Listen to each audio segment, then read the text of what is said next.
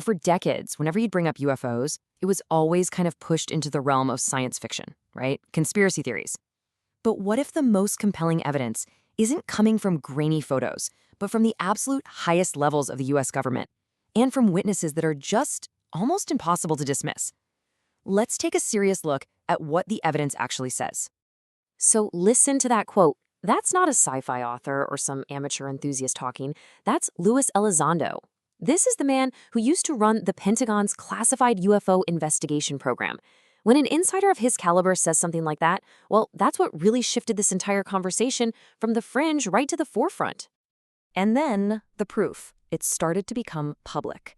In a move that was, frankly, unprecedented, the Pentagon itself officially released videos that were taken by Navy pilots.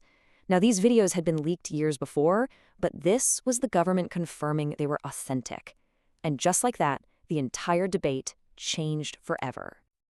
Okay, so this brings us to our first really big piece of the puzzle. These direct, documented encounters between the most advanced military on the planet and, well, something else. What makes this quote so powerful is who's saying it. Commander David Fravor is a Top Gun graduate.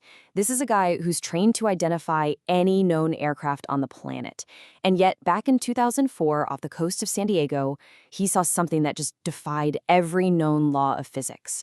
Like he says, no wings, no visible way of moving, and it accelerated in a way he could only describe as otherworldly.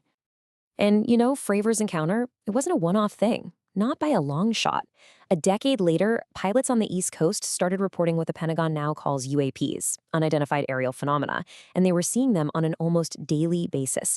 This wasn't some rare glitch. For a while there, it was a persistent, almost routine part of flying for these incredible pilots. But the evidence, it's not just about fancy sensor data or pilot testimony. The source material for this explainer makes a really strong case for focusing on two specific types of human witnesses. Witnesses who are, from a psychological standpoint, very, very hard to just write off. Let's dig into why their stories are so compelling. Okay, so here's the crucial point. Young children, they're just statistically terrible liars. They really don't have the brainpower yet to create and stick to a complex, consistent lie, especially when you're talking about a big group. Then, on the other hand, you have groups of adults. Sure, one person might see something weird, but the chances of a whole group of people having the exact same bizarre hallucination at the same time, it's practically zero. So these two categories give us some of the most powerful human testimony out there. And this incident just illustrates the point perfectly. We're in 1994 at the aerial school in Zimbabwe. 62 kids are out playing at recess, and they see a silver, disc-shaped object land in a nearby field. They also describe seeing these strange beings get out. Now, the teachers, of course, they didn't believe them, so they separated all the kids and had them draw what they saw. The result?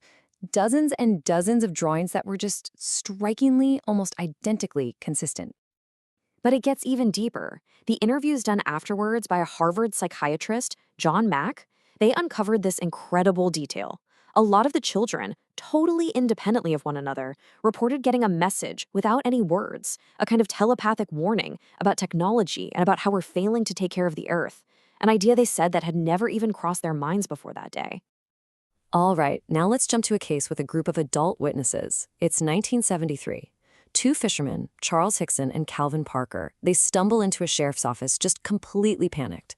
They're claiming they were taken aboard this oval-shaped craft.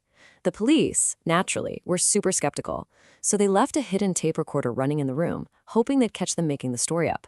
But what that recording captured was something else entirely.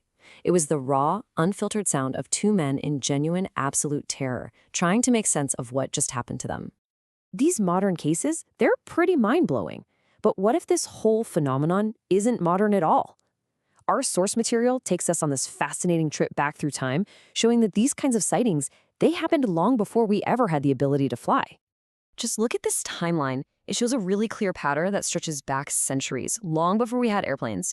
You've got the famous Foo-Fighters from World War II in 1945, sure, but go back further. Look, 1893, the prestigious science journal Nature is publishing a captain's report. Even earlier, 1676, a disc-like object is documented over Italy. And get this, all the way back in 1639, the governor of Massachusetts describes a strange light connected to something we now call missing time. These aren't new ideas. They seem to be a reoccurring part of our history. And this stuff wasn't some hidden secret either. This quote is from Time magazine, right in the middle of World War II. It shows you just how openly people were talking about this. Allied pilots were totally baffled by these objects that could easily keep up with and outfly their best fighter planes. At first, they thought it was some secret enemy weapon, until they found out the German and Japanese pilots were seeing the exact same things. So what do we have? We've got modern military encounters. We've got credible, psychologically sound witness testimony. And we have a long, consistent historical record. So what happens when we put all of these pieces on the table at once? The author of our source material boils all of this down into 5 key pillars. First, the unexplainable stories from children. Second, the psychologically solid accounts from groups of adults. Third, the expert testimony from pilots. Fourth, that deep historical record. And finally, number 5, this consistent pattern of official government denial, which is always followed by the slow, reluctant, and usually forced admission. So when you look at all of that evidence together, you're really left with 2 pretty extraordinary possibilities. Option A, there has been a massive, multi-century global conspiracy to fake all of this, a conspiracy that somehow coordinates everyone from 17th century governors to modern Top Gun pilots to a group of kids in Zimbabwe. Or, possibility B, some of these things are exactly what they look like, craft made by a non-human intelligence. And the source asks a great question. Which of those 2 options actually sounds like the more convoluted conspiracy theory? And really, that leads us to the final, and maybe the most important question of all. This whole inquiry, it forces us to turn the lens away from the sky and point it right back at ourselves. Because if we accept even the possibility that we aren't alone, it changes everything we think we know about our place in the universe. And this is the ultimate takeaway. The author, Gohan, suggests that confronting this possibility isn't really about them at all. It's about us. It's a chance to get some perspective, to see our world and all our conflicts from the outside, and maybe, just maybe, to realize that the universe doesn't actually revolve around us. And that is a truly humbling thought to end on.